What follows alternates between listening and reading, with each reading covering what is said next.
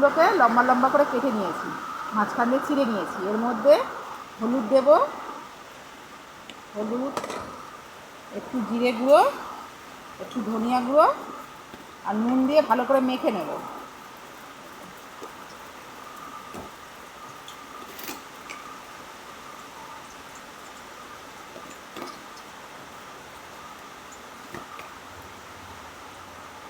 ভালো করে মেখে নেব। মশলাটা মাখিয়ে রেখেছিলাম, এর মধ্যে একটু বেসন দেবো,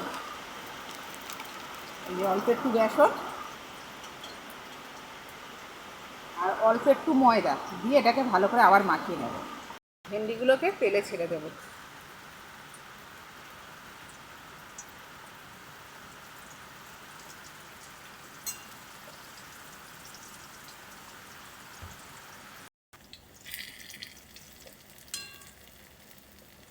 আমাদের বড়া রেডি।